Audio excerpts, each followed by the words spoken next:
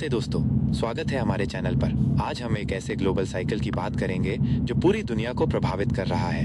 यह है 2025 का एक्सपोर्ट साइकिल। अमेरिका से तुर्की को हथियार, तुर्की से पाकिस्तान को हथियार, पाकिस्तान से भारत को आतंकवाद और भारत से अमेरिका को टैलेंट।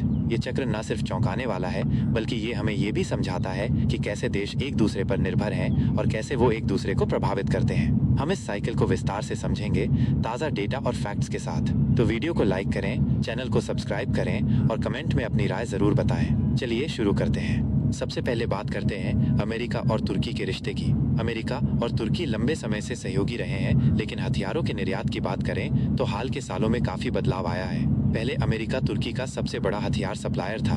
2014 से 2018 तक अमेरिका तुर्की को 60% हथियार सप्लाई करता था, लेकिन 2025 का डेटा कुछ और कहानी बयां करता है। Stockholm International Peace Research Institute यानी SIPRI की हालिया रिपोर्ट के मुताबिक 2020 से 2024 तक तुर्की के हथियार आयात में स्पेन पहले नंबर पर है 34% शेयर के साथ। उसके बाद इटली 24% और जर्मनी 19% के साथ। अमेरिका अब टॉप सप्लायर्स की लिस्ट में नहीं है। इसका सबसे बड़ा कारण है दोनों देशों के बीच रिश्तों में तनाव।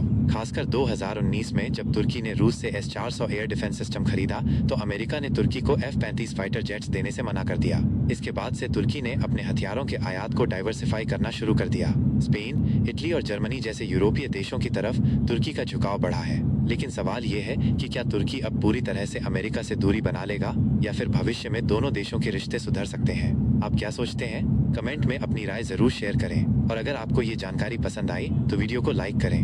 अब आते हैं अगले स्टेप पर, तुर्की से पाकिस्तान को हथियारों का निर्यात। तुर्की और पाकिस्तान के बीच रिश्ते पिछले कुछ सालों में काफी मजबूत हुए हैं। दोनों देश कई क्षेत्रों में एक दूसरे का समर्थन करते हैं और हथियारों का व्यापार भी इसमें शामिल है। लेकिन क्या तुर्की पाकिस्तान का सबसे बड़ा हथियार सप्लायर है? जवाब है नहीं। सिप्रिप्सी के 2020 से 2024 के डेटा के अनुसार पाकिस्तान को सबसे ज्यादा हथियार चीन से मिलते हैं, 63 से 81% तक। तुर्की जरूर हथियार देता है, लेकिन वो तीसरे नंबर पर है। तुर्की के कुल हथियार निर्यात का 10% हिस्सा पाकिस्तान को जाता है। इसका मतलब है कि तुर्की एक महत्वपूर्ण सप्लायर तो है, लेकिन चीन का दबदबा अभी भी कायम है। उदाहरण के लिए चीन ने पाकिस्तान को J-10 फाइटर जेट्स और टाइप 054A फ्रिगेट्स जैसे हथियार दिए हैं, जो उसकी सेना को मजबूत करते हैं। दूसरी तरफ तुर्की ने पाकिस्तान को ड्रोन टेक्नोलॉजी और छोटे हथियार सप्लाई किए हैं। तुर्की और पाकिस्तान के बीच रक्षा सहयोग बढ़ रहा है, लेकिन चीन की मौजूदगी इस साइकिल को और जटिल बनाती है। तो सवाल ये है, क्या तुर्की भविष्य में चीन को टक्कर दे पाएगा या पाकिस्तान हमेशा चीन पर निर्भर रहेगा? और क्या ये हथियारों का व्यापार क्षेत्रीय स्थिरता को प्रभावित करेगा? अपनी राय कमेंट में बताएं और इस वीडियो को अपने दोस्तों के साथ शेयर करें ताकि वो भी ये जान सकें। अब बात करते हैं तीसरे स्टेप की, पाकिस्तान से भारत को आतंकवाद। ये एक बहुत संवेदनशील और गंभीर मुद्दा है।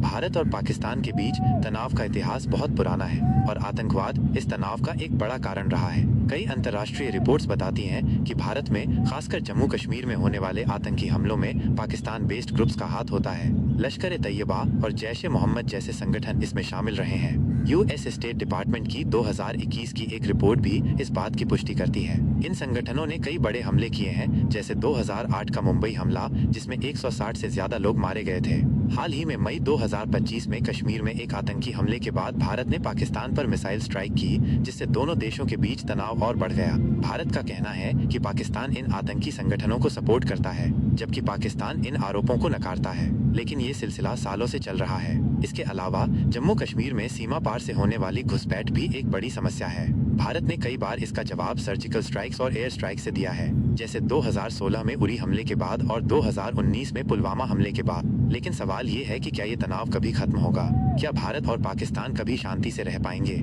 या ये साइकिल चलती रहेगी? कमेंट में अपनी राय शेयर करें और इस वीडियो को ज्यादा से ज्यादा लोगों तक पहुंचाएं। अब आखिरी स्टेप की बात करते हैं, भारत से अमेरिका को टैलेंट का निर्यात। भारत इस मामले में दुनिया में नंबर 1 है। 2022 के डेटा के मुताबिक अमेरिका में हाईली एजुकेटेड इमिग्रेंट्स में 14% भारतीय हैं। ये आंकड़ा चीन जो 8% और फिलीपींस जो 7% से काफी ज्यादा है। भारतीय लोग अमेरिका में स्टेम फील्ड्स और एंटरप्रेन्योरशिप में बड़ा योगदान दे रहे हैं। उदाहरण के लिए गूगल के CEO सुंदर पिचाई और माइक्रोसॉफ्ट के CEO सत्या नडेला दोनों भारतीय मूल के हैं। 1965 के बाद से अमेरिका ने स्किल्ड इमिग्रेंट्स को प्राथमिकता दी और भारत ने इसका पूरा फायदा उठाया।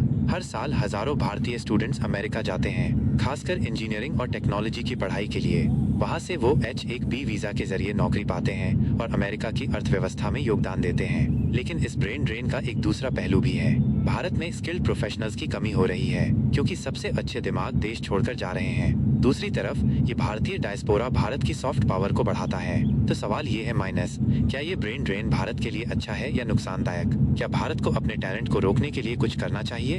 आप क्या सोचते हैं? कमेंट में अपनी राय जरूर बताएं। तो दोस्तों, ये था 2025 का ग्लोबल एक्सपोर्ट साइकिल। अमेरिका से तुर्की, तुर्की से पाकिस्तान, पाकिस्तान से भारत और भारत से अमेरिका। इस चक्र में हथियार, आतंकवाद और टैलेंट की कहानी है। ये साइकिल हमें दिखाता है कि कैसे देश एक दूसरे से जुड़े हैं और कैसे वो एक दूसरे को प्रभावित करते हैं। आपको ये साइकिल कैसा लगा? क्या आपको लगता है कि ये चक्र भविष्य में बदलेगा?